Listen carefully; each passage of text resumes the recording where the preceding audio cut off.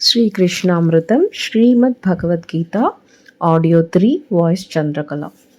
இருக்கும் சத்தியம் ஒன்றே.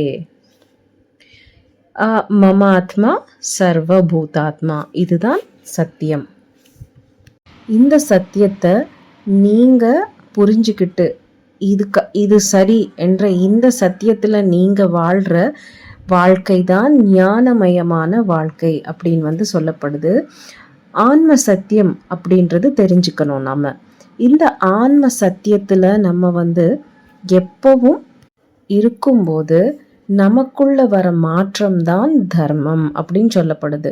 நீங்கள் ஆன்மா என்றது சத்தியம், இது ஒன்றே சத்தியம் அப்படின்ற விஷயம் புரிஞ்சுக்கிட்டு அதன் பிரகாரம் நீங்கள் எப்போ நடந்துக்கிறீங்களோ அப்போது தர்மம் அப்படின்றது உங்களுக்கு சுலபமாக புரியும். தர்மம் புரியும். அந்த தர்மத்தை நீங்கள் கடைபிடிப்பீங்க. ஆன்மா சத்தியம் அப்படின்றது தெரியல அப்படின்னா நம்ம அசத்தியத்தில் தான் நம்ம வாழ்ந்துக்கிட்டே இருக்கோம்.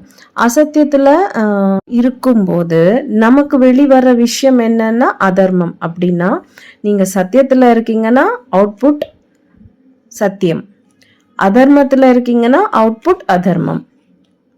அப்படின்னா சத்தியத்தை புரிஞ்சுக்கிட்டா சத்தியம் அப்படின்றது தான் உங்களை வெளித்தோற்றம், தர்மம் அப்படின்றது வெளித்தோற்றமாக இருக்கும். நீங்கள் அசத்தியத்தில் இருக்கீங்க, பொய் வாழ்க்கையில் நீங்கள் இருக்கீங்கன்னா உங்கள் வெளிப்புறம் என்ன இருக்கும்னா அதர்மம் தான் இருக்கும். நம்ம அசத்தியத்தில் இருக்கும்போது தான் நம்மளோட விவகாரங்கள் எல்லாமே அதர்மத்தில் இருக்கும். அப்படின்னா நம்ம இன்னும் சுலபமாக புரிஞ்சுக்கணும். அப்படின்னா சத்தியம் இஸ் ஈக்குவல் டு தர்மம், அசத்தியம் இஸ் ஈக்குவல் டு அதர்மம் அப்படின்னு நம்ம புரிஞ்சுக்கலாம். இந்த சிருஷ்டியில் இருக்கிற ஒவ்வொரு சத்தியங்களை எல்லா விஷயங்களையும் பிரத்யக்ஷமாக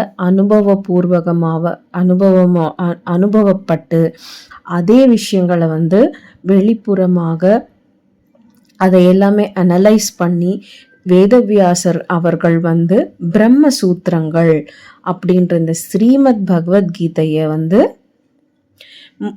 பல விஷயங்களை அவர் இயக்கி சுலபமான வழியில இந்த மக்களுக்கு சேரணும் அப்படின்னு முழுமையாக பரிபூர்ணமாக நம்ம எல்லா மக்களுக்கும் வழிகாட்டியிருக்காரு. ஸ்ரீ வேதவியாசர் அவர்களுக்கும் ஸ்ரீ கிருஷ்ணருக்கும் நம்ம மனப்பூர்வமாக வணங்கி நம்ம இந்த ஆத்ம சத்தியம் அப்படின்ற இந்த பகவத்கீதையிலேருந்து முக்கியமான ஒரு சில ஸ்லோகங்களை நம்ம புரிஞ்சுக்கிட்டு அதை நம்ம சொல்லிக்கலாம் அப்படின்னு சொல்றாங்க.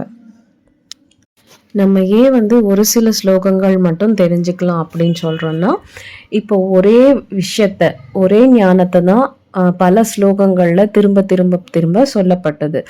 நம்ம ஒரு முக்கியமான ஸ்லோகம் எடுத்துக்கிறோம்னா எல்லா பொருளும் அந்த ஸ்லோகத்துல வர மாதிரி நம்ம எடுத்துக்கிட்டு அந்த ஸ்லோகத்தை பரிபூர்ணமா நம்ம தெரிஞ்சுக்கும் போது அந்த ஞானம் முழுக்க கிடைக்குது. ஸோ பகவத்கீதையில பார்த்தீங்கன்னா 18 அத்தியாயங்கள் இருக்கு. இந்த 18 அத்தியாயங்கள்லையுமே ஒரே விஷயத்த, இப்போ ஒரு அத்தியாயம் எடுத்துக்கிட்டோம்னா அதுலேயே ஒரு விஷயத்த பத்தி பல ஸ்லோகங்கள், ஒரே அர்த்தத்துக்கு பல ஸ்லோகங்கள் இருக்கு. நம்ம அந்த முழுமையான அர்த்தம் வர அந்த முக்கியமான ஸ்லோகங்கள் மட்டும் நம்ம இங்க தெரிஞ்சுக்கிறோம். ஸோ கீதை தொடரும்.